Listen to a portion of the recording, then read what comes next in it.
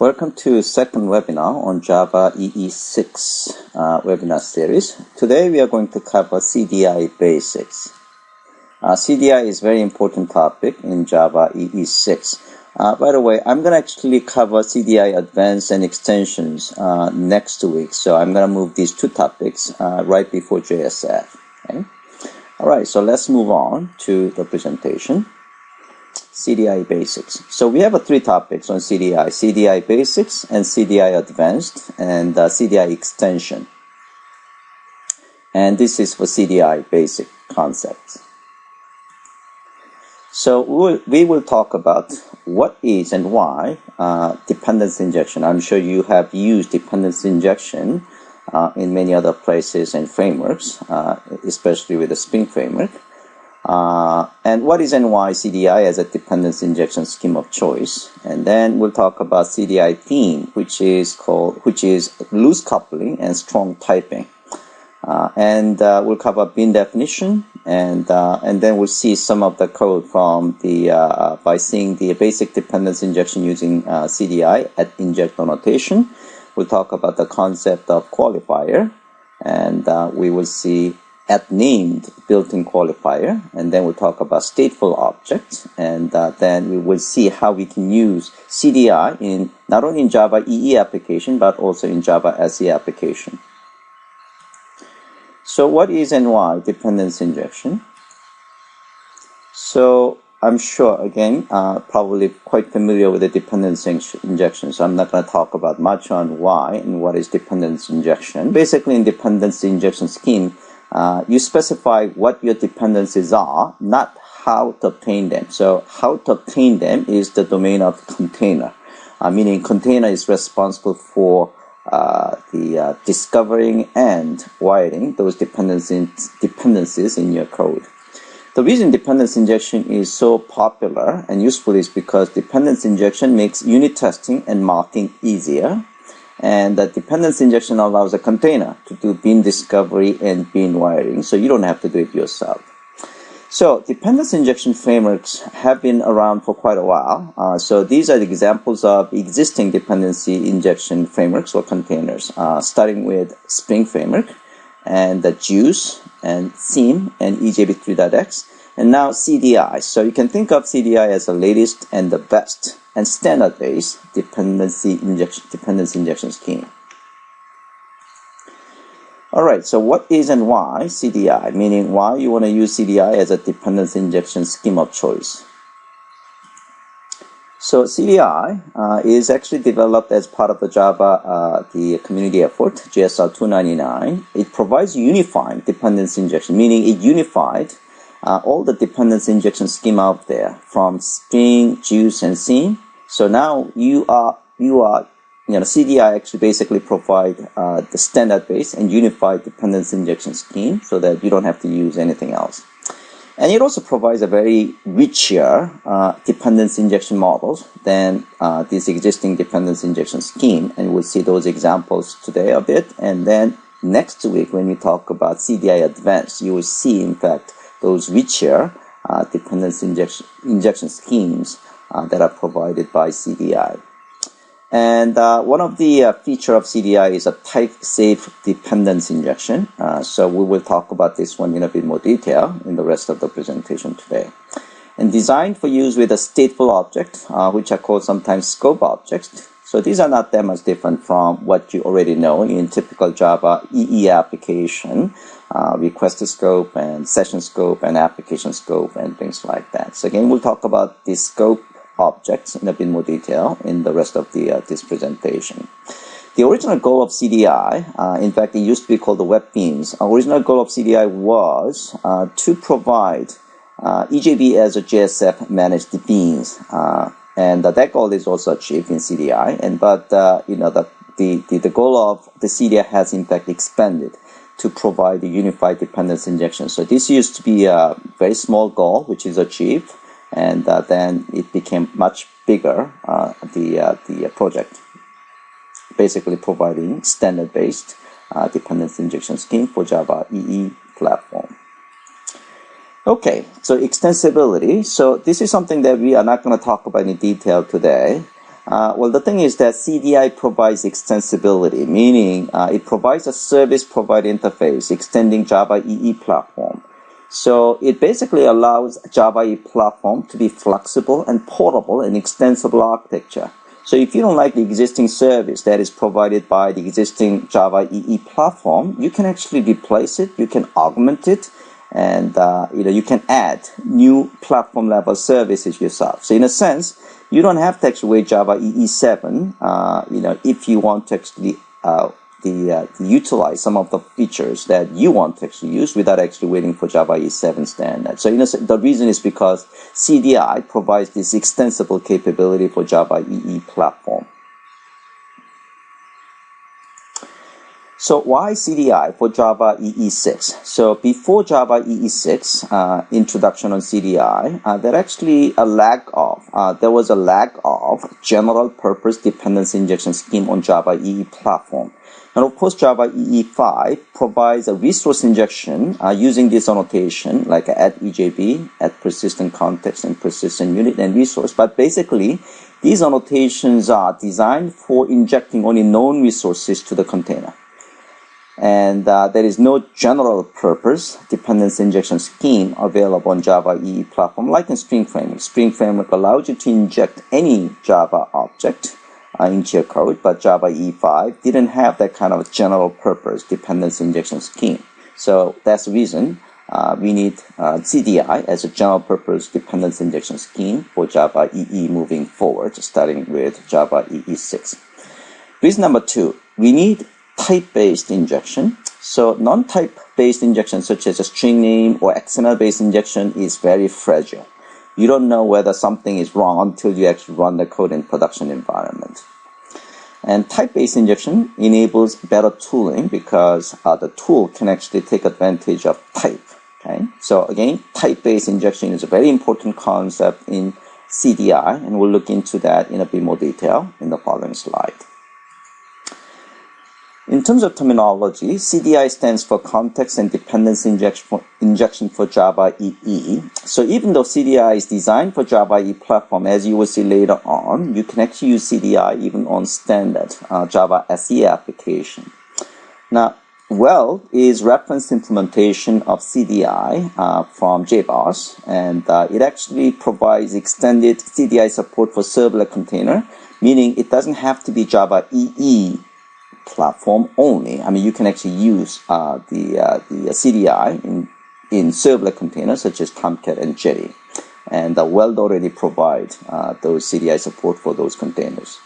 And it also provides CDI enhancements for extension writers. So if you want to actually extend extend Java EE platform, for example, using CDI, you can take advantage of the CDI enhancements that come with the Weld. And the Weld also provides a Maven archetype for CDI for Java EE, so you can build a CDI application using Maven. Okay, so CDI theme, loose coupling with strong typing. So these are examples of loose coupling. We'll in fact talk about these decoupled. The loose coupling feature of CDI in a bit, very much in detail in the rest of the presentation, and next week CDI Advanced. So decouple server and client, meaning dependency from dependency user. So using very well defined types and qualifiers. So we'll talk about the concept of qualifiers. And allow server implementation to vary. So this dependency, how it is implemented, is not the concern of the dependency user. Decouple lifecycle of collaborating components, meaning dependencies from dependency user. So basically, CDI container provides a contextual lifecycle management for those dependencies. So you don't have to actually deal with those lifecycle management of the dependencies. And decouple the orthogonal concerns from business logic. So it actually provides AOP feature in the form of interceptors and decorators. So we'll talk about interceptors and decorators in advanced CDI next week.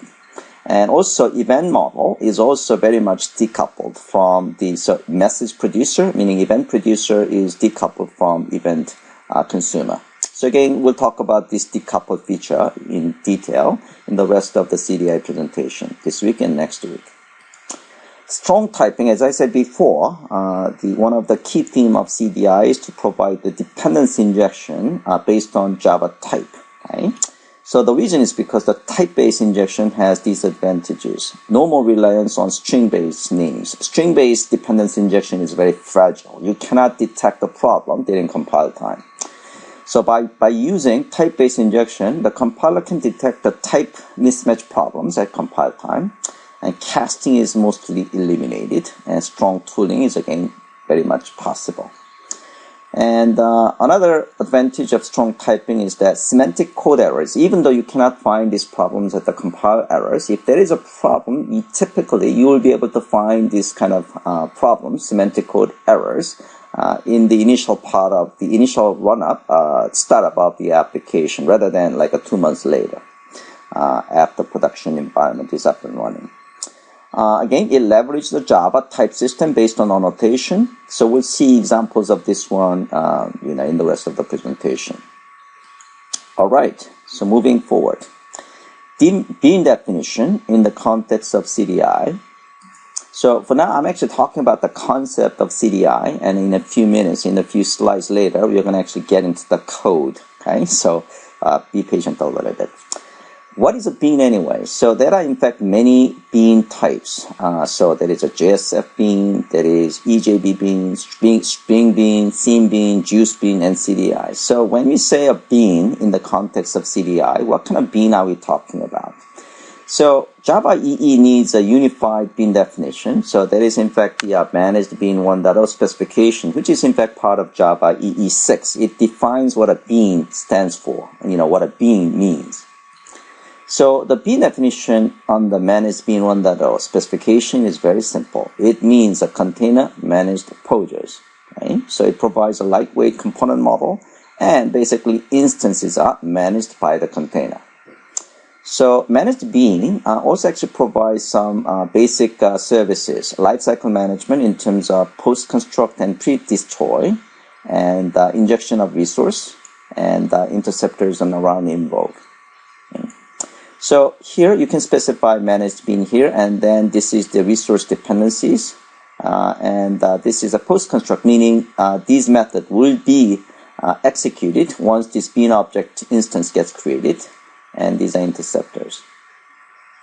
For now, don't actually focus that much on this managed bean annotation and resource. Basically you are going to use mostly post-construct and destroy, okay, for performing some kind of operations before and after object instance is created and destroyed. Okay, and you are going to rarely use this resource. You're going to actually use @inject annotation. Okay, so when we say EJB bean or REST bean or CDI bean, what do we mean by that? Okay, so you can think of everything as a managed bean with the extra services. So EJB bean is a managed bean with EJB specific services. For example, transaction support, security support, thread safety support, and persistent support. And REST bean is considered as a managed bean with the HTTP support. And CDI bean is a managed bean with the CDI services. So CDI services include auto discovery by the container, set of qualifiers, scoping, bean expression language name, and interceptors alternative, and things like that. Again, we are going to talk about these CDI-based services in the rest of the CDI presentation today and next week. So CDI bean is very simple. It can be as simple as just a Java class. Okay, so greeting class, and so this could be used as a CDI bean. So there is no bean declaration in XML file required, and there is no notation required. So EJB bean is considered as CDI bean. So here we define the stateless bean. All right, now this is actually kind of important. Automatic bean discovery. So how does container discover CDI beans? Container scans the class path, and that class path could contain all the jar files And the job files could be from application or container. There could be container system level job files that are provided by the container, and then there are application job files. Now, what you want your container to scan is only the application job files for discovery of your CDI beans. Now, how do you instruct the container to scan only application job files for bean discovery? You are going to instruct container by actually having beans.xml file. So for WAR file, if you have a beans.xml file on the web INF directory, and for job file, if you happen to have a beans.xml file for meta.inf directory, that indicates to the container that that job file is the application level job file, and that's the one that you want the container to scan. Okay. So beans.xml file, we'll see example of this one in a few seconds. Unlike Spring, it is not for declaring beans. In Spring Framework, you declare all your beans in the XML file. That's not the purpose of beans.xml file in CDI. Its main purpose is basically to indicate to the container that the job file needs to be scanned, because that indicates from the application.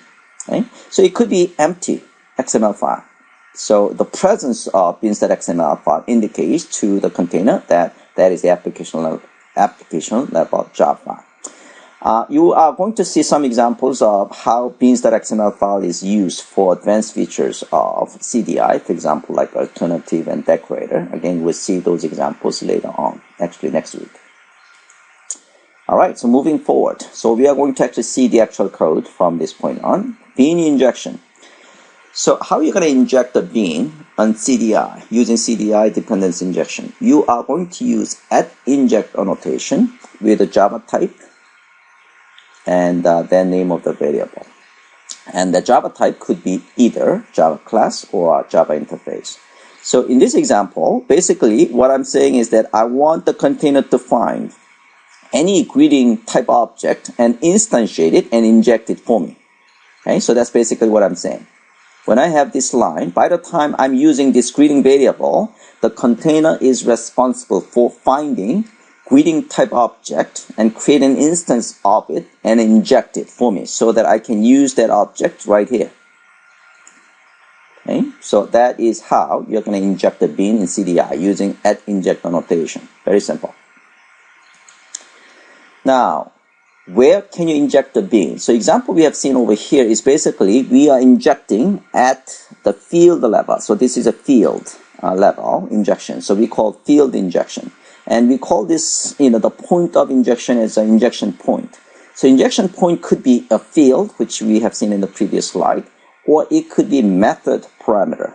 So method parameter could be the parameter of a constructor or any method of your choice or set a method. And later on, actually next week, you could also have a method in terms of producer and observer. Again, we'll actually see examples of producer and observer in CDI Advanced presentation next week. Okay, so this is an example where you are going to use a constructor method for injecting an object. So here, this is the myGreeter class, and this is a myGreeter constructor method of this class. And this constructor method receive an object, greeting type of greeting.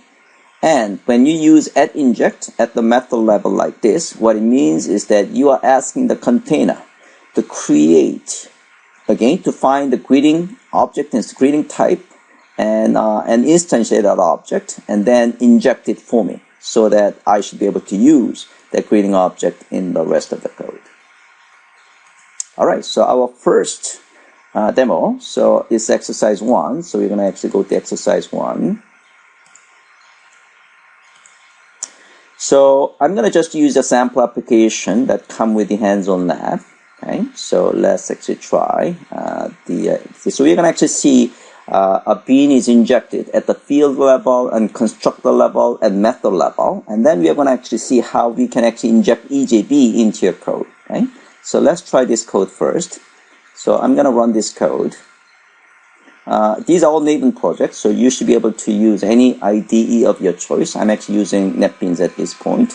The lab document is actually created using this Eclipse, so you can use any IDE of your choice. All right, so it's basically, the display some the information, hello code camper. So let's see the code.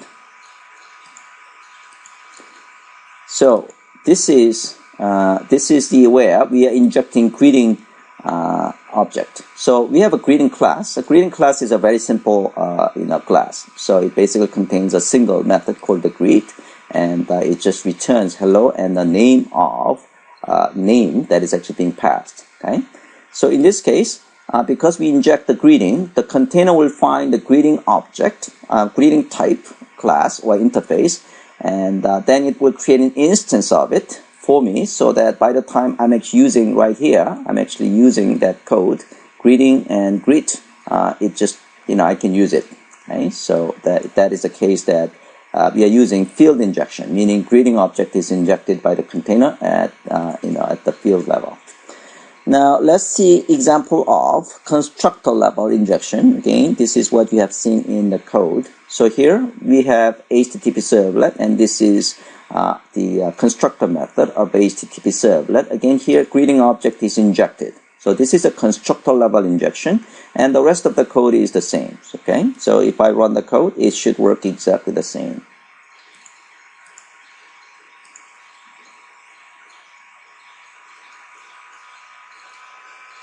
Okay, and what about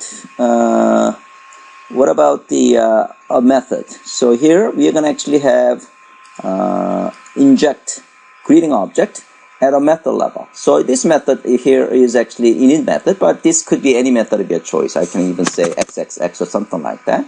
So here again, for any method, if you happen to have inject notation, what it means that whatever arguments you have will be actually instantiated and injected. Basically, what it means is that when this method is the object is actually gets created, and then in this case we are basically get that object, and then we just save it in greeting variable here. Okay, and it works exactly the same.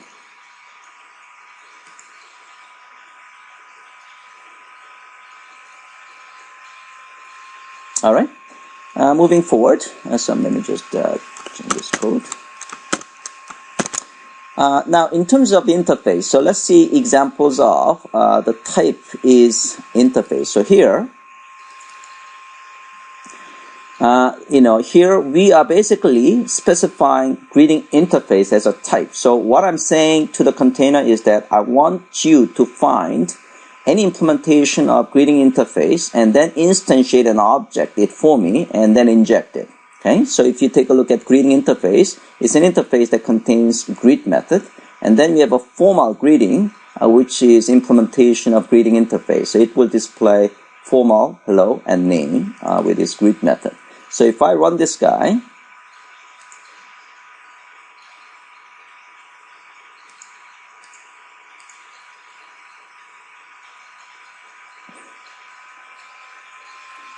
okay, and it works. Okay, so the type could be either Java class or interface type. Now let's actually take a look at the case where we can inject EJB bean. So this is this case. So we let's see the code. So we have this hello servlet code. Now here, if you take a look at greeting bean, this is in fact the EJB bean. So it's a stateless bean. Okay, so it works exactly the same. So let's run this code.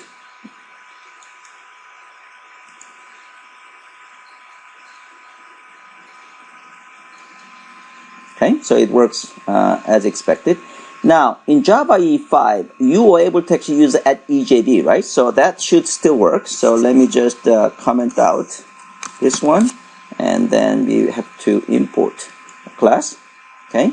Now, this one works exactly the same, but this is actually old way of doing things. So in injecting EJB, you don't have to use @EJB anymore. You can actually use @inject. Because @inject is a general purpose injection, okay? So you can inject in fact pretty much anything. So let's actually run this guy, and it should actually work as expected. Same result, okay, like this. Okay. Let me just change this code back. All right, moving forward. Qualifier. So what is a qualifier? So qualifier, the reason we need a qualifier is because for a given bean type, we have seen examples of class or interface. There may be in fact multiple candidates, multiple beans which meet the type of so for interface there could be in fact multiple implementations, or for a class there could be multiple multiple child types in the class path. So you have to actually specify in that case which one you want. If you don't, then you are going to see ambiguity exception.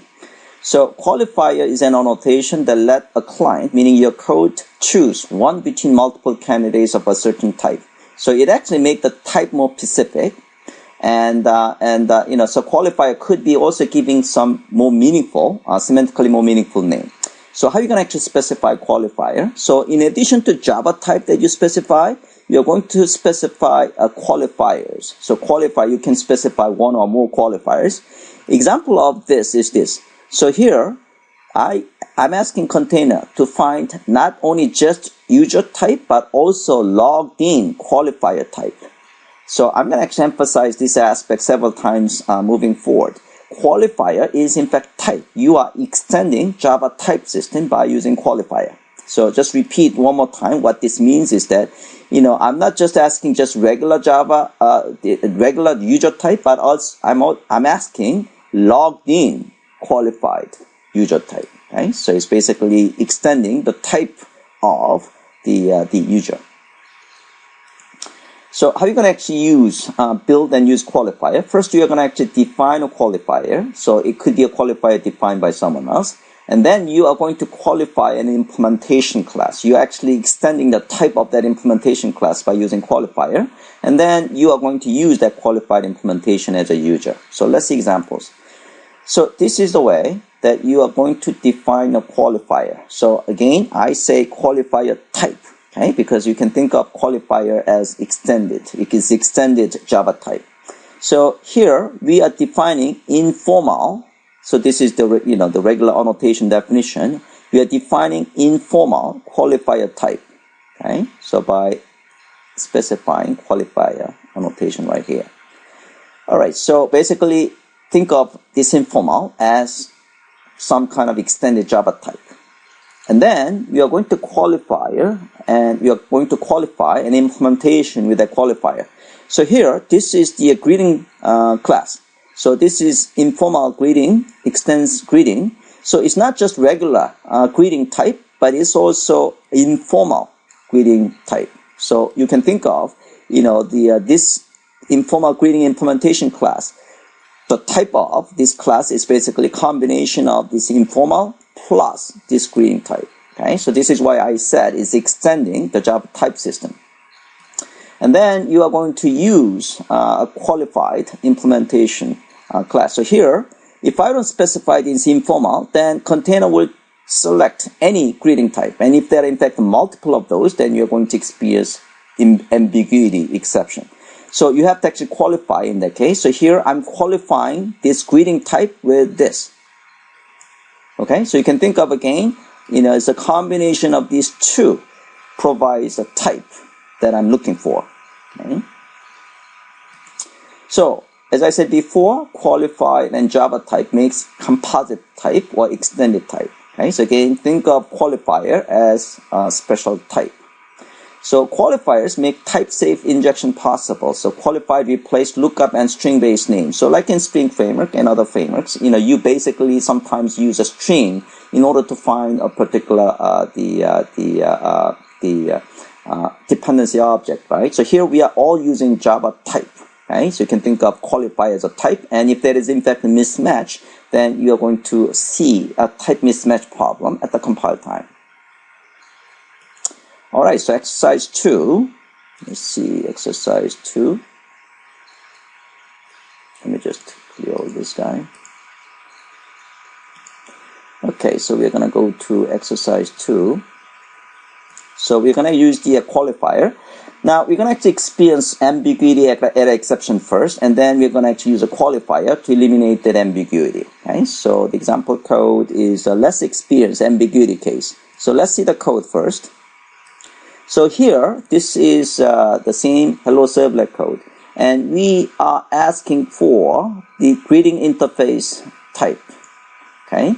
Now, in this case, we have a two implementation of greeting interface. So one is formal greeting. So we have a formal greeting implementation class, which displays a formal hello when greet method is invoked. And then we have an informal greeting. So we have two cases of the greeting interface implementation. Okay. So when I do this, there are two candidates, right? So container is confused. The container doesn't know which one to choose. So it will spit out the ambiguity exception error. So let's run this case. Let's run.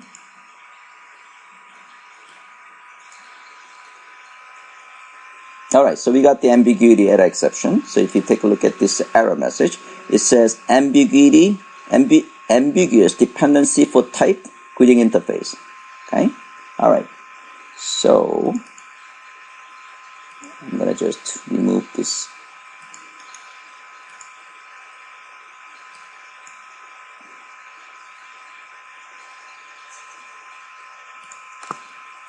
Just remove all. All right, so let's actually run the qualifier. So this is the case that we are going to use a qualifier to qualify a selection.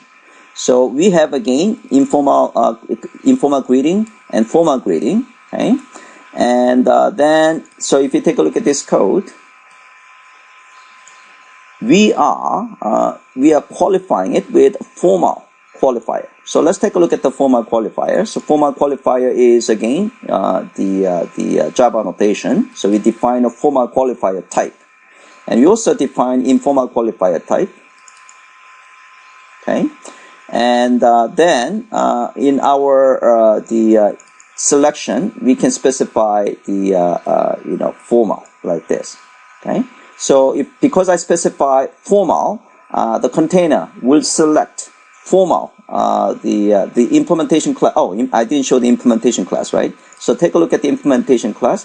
So this formal greeting implementation class is now annotated with the formal qualifier, meaning this implementation is not just the regular greeting interface type, but the combination of formal, the qualifier, and this. Okay. So when this the dependency user specify the type it needs, so combination of these two basically, right, formal and greeting interface, it will actually select formal greeting implementation class and instantiate it. So let's run this guy.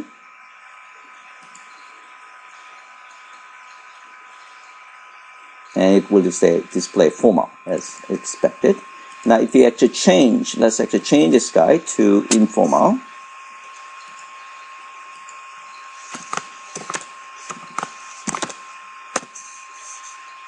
Save it. And now if I run it, then it's going to select informal, the implementation class. It will display informal. Okay. All right. Moving forward. Now, in this case, we have only two qualifier, the implementation, formal and informal. But let's say you have 100. You don't want to actually define 100 different formal, 100 different, let's say, the qualifiers, right? So instead, you're going to actually use the attribute. So here, we can actually define an attribute like various greetings. And because it's the annotation, I can have attribute values, element.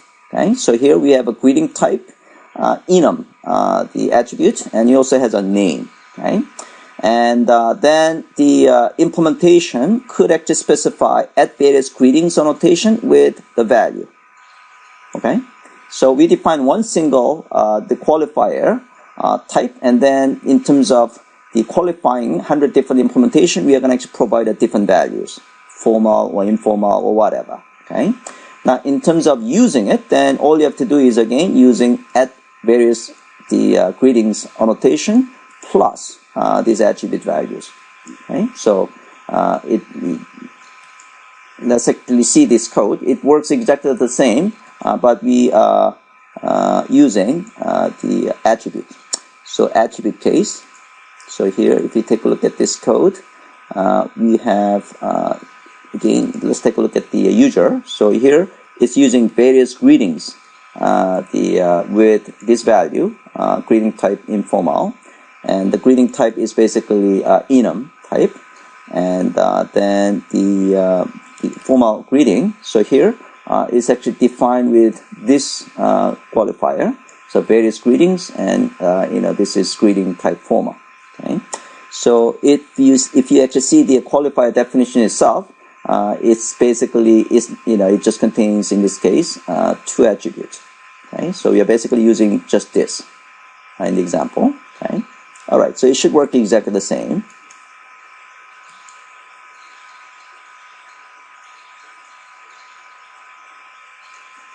Informal qualifier.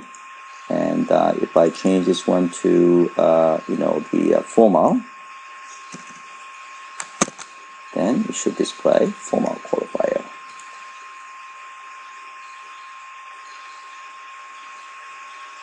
Okay, formal. All right. So that's an example of using attributes when you define a qualifier type. Okay, moving forward, named built-in qualifier. So far, what we have seen is that usage of your bean in type-safe Java code. But there are cases in which you have to reference those beans in non-Java code. For example, in Facelet and JSP, this is the Facelet code. Here, you can specify action attribute, which is specify a method of your bean. Okay? So this is obviously not Java code, but you need to make a reference to your bean, right? So in that case, we need to have a way of naming that annotation. Okay, so that's where you can use a named annotation. So let's see example of that. So in this case, we named this bean as myPrinter. By the way, if you don't specify this, the name of the bean is going to be just printer. So that's the next slide. So the name of the bean is going to be the small letter of the first capital letter of the class. So it's going to be printer. Okay, but if you don't like the name of this printer as a default name, then you can actually specify your name of your choice. Okay, and then you can actually make a reference in JSP or Facelet code by specifying myPrinter.greet. Okay, all right, pretty straightforward. Now, stateful object or scope object is next topic. So this is nothing different from the scope object in a typical Java EE application. So I'm sure you're familiar with request scope and application scope and session scope and things like that. So same thing in CDI. One big difference in CDI is that it is the container that is responsible for that for managing the lifecycle of this scope object. Meaning, container is responsible for creating an object instance of it and destroying the object instance of it. Okay, so this basically shows that we need a stateful object for maintaining a state, okay, like a shopping cart, that actually maintains the state of a particular session, right? Okay, all right. So so this is basically indicating that you need the stateful object for building typical the Java EE application. All right. So let's talk about the request scope. So in this case, basically what I'm saying is that I'm actually asking the container to create a printer object in request scope. Okay? In vanilla servlet application, it's your responsibility to create this object and then add it as an attribute to request scope, right? But in CDI, it is a container's responsibility to create this object in request scope. All you have to do is to specify the whatever scope you want, okay, for that particular object. Okay.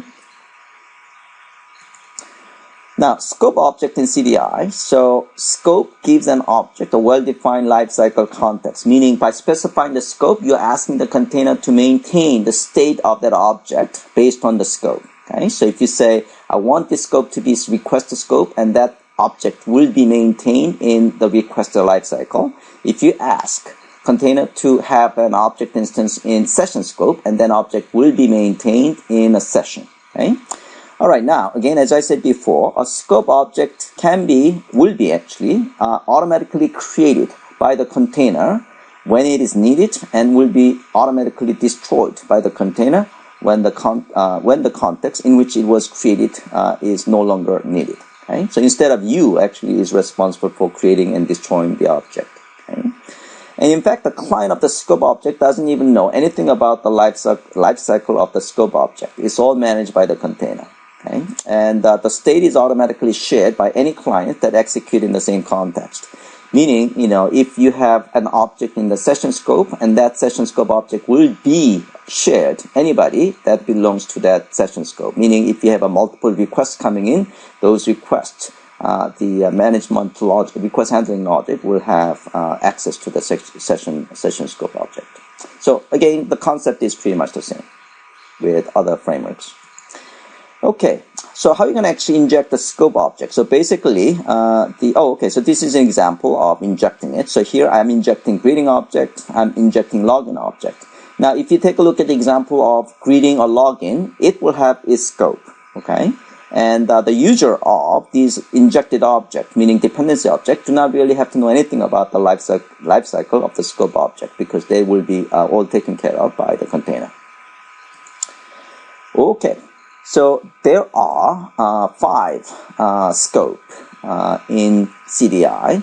So I'm sure you're familiar with request scope and the session scope and application scope. Okay. Now there are 2 new scopes defined in CDI. One is dependent.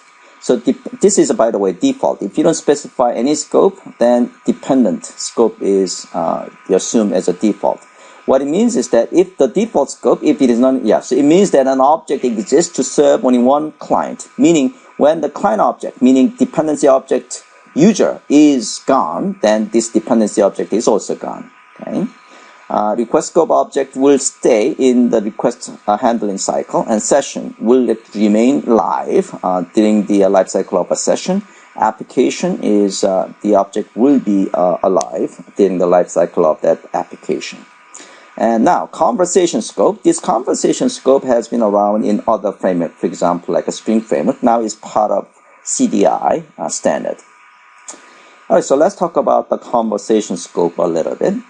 So conversation scope spans multiple requests, but smaller than session. So the reason that we need this kind of conversation scope is that, before conversation scope was introduced, the session scope of request is too small, and the scope of session scope is too big in many cases. What you want to do sometimes is explicit boundaries of multiple conversation in a single session. So without the conversation scope, you couldn't do that. The again session is just too big, and the request scope is just too small. So by having conversation scope, you can actually explicitly specify when is the starting point of the scope and when is the ending point of the scope. Okay? So let's see example of how you can do that. So this is something that you can control yourself in terms of when is the beginning of the scope and when is the ending of the scope.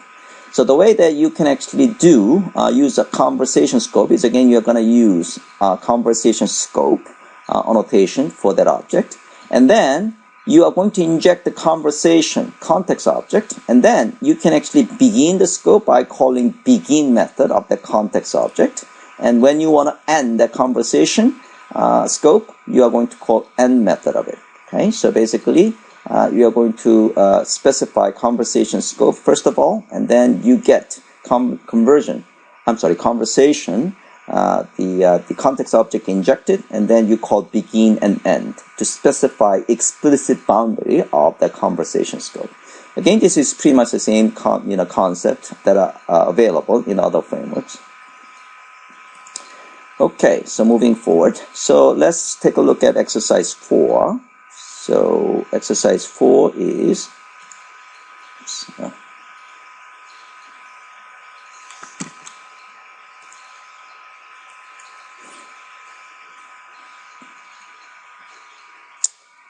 so exercise 4 is exercising scope.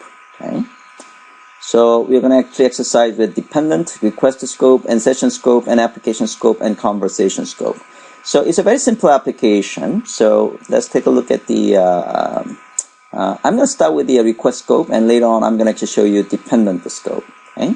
So request scope is, let's see the code. So we have a printer object, which is in request scope. Okay. And in here inside is going to use the the greeting object, the same object that we have seen before. Now, if you take a look at the this code indexed .xhtml file. This is a facelab example. Okay. So basically, we are asking a user to enter the name, and then we call the create salutation method so that we can actually, if you take a look at this code. Oops. Yeah, so this printer. So we are actually calling create salutation. You're basically getting the name and then set the salutation, and then the salutation will be displayed. Okay. So if I run this code, yeah, this is the request scope that you have seen in many other frameworks or Servlet. Okay. So here, if I type something, say hello, because this is actually this is being displayed in a single request scope. It will be displayed. However, if I run this guy in another, the browser, which is actually different, different user. Let's actually try to simulate a different user because it's request scope. It will not actually access the same object, of course, right? So it should have its own. Okay, so that's the request scope. Now, session scope. Session scope is here. We are going to have a printer. Now is actually session scope. What it means is that this printer object will be alive during the session. Okay, so it should actually work pretty much the same. Okay, in this simple application. And it will just display this, okay? And I shouldn't be able to actually access this one either, right? Because this is different session. This is assumed from the different user, right? Okay. But if I actually create another one, another tab, for example, okay. Oh yeah, so this tab is actually considered as a different user as well. Now, if you take a look at the application scope, then we should be able to, this is now application scope, okay? So, this printer object should be alive for during the life cycle of this application, meaning even if it is accessed by the different user, you should be able to access it, okay? So if I run this guy,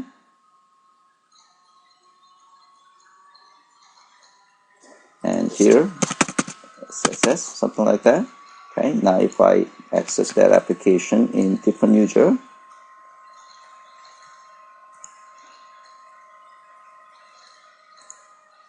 oh, that's actually a different UI. Okay, so you can see it's accessing it. Okay, all right. Oh, I think the previous session case, yeah, if I use the same tab, I think it's actually in fact the same session.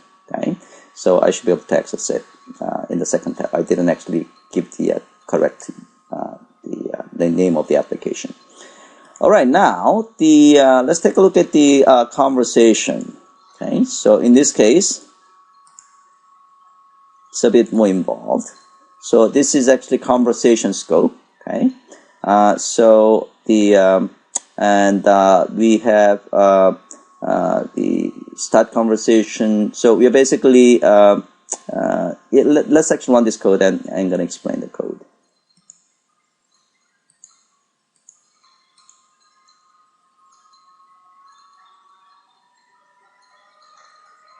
Yeah, this is a bit convoluted kind of example, but before starting a conversation, this is going to be default. So it just kind of display the salutation here, and but if I type another one, yeah, so I'm going to just type one, and but other things, it's not changed. Okay, two, nothing like that. Now, if I actually start the conversation, okay, then it will, it will actually remember the conversation. Like guys, 3 and 4, and if I go again 5, it's actually remember the conversation. Now, if I end the conversation, that behavior is not going to actually happen anymore. Okay, so it actually go back to previous behavior. So nothing is being saved. All right, so if you actually see this code, let me actually show the code. So this is printer. So it has the not only a salutation but all salutation. So start the conversation. So we have a conversation context object, right? So here, when I click the button, it will call the start conversation, and the conversation gets started. When I click end conversation, it will call the end method of the conversation context object. So conversation will end. Okay. And, basically what we do when the create salutation method is invoked, we are basically saving salutation to all salutation, and then name is going to be over here. So basically the whole idea is that all salutation, will be actually kind of maintained. Okay. So, so this is set all salutation. So if you take a look at this code,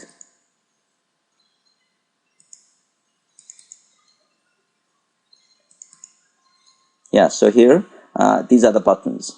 So say hello, and the start conversation and the end conversation is just calling those methods to actually start the conversation and the conversation. Okay. All right, so one last topic I'd like to cover is CDI for Java SE application. As I said before, CDI was originally designed, is actually designed for Java EE platform. However, it could be used for Java SE application in the same way that Spring Framework dependency injection container could be used in standalone Java SE application. So here, what you can do is you can call get instance of the bean container manager object, and then you're going to call get beans by name, or you can call get bean by type, and then specify in this case the name of the bean, and then you get the object instance. Okay. So in Java EE environment, this is all done for you by the container, right? Okay. All you have to do is inject it and then call the method of the bean. But in Java SE application, since you do not have a container, you have to provide this discovery logic. You have to actually call this get bean by name manually yourself, or get bean by type. Again, there's nothing much different from Spring Framework. Okay. All right, so if I run this code, so that is the CDI bean. So this is the main code, exactly the same code I showed you. Now, if you actually take a look at the presence of beans.xml5. So this is Java SE application. It's empty bean. Okay. For Java E application, I didn't actually show that bean here. So let's actually go to one of these web application. And if you go to web.inf, you can see beans.xml5. For now, this is just empty beans. Okay. All right. Okay. So I'm going to actually go back to Java SE application example and just run the code, and it will just display.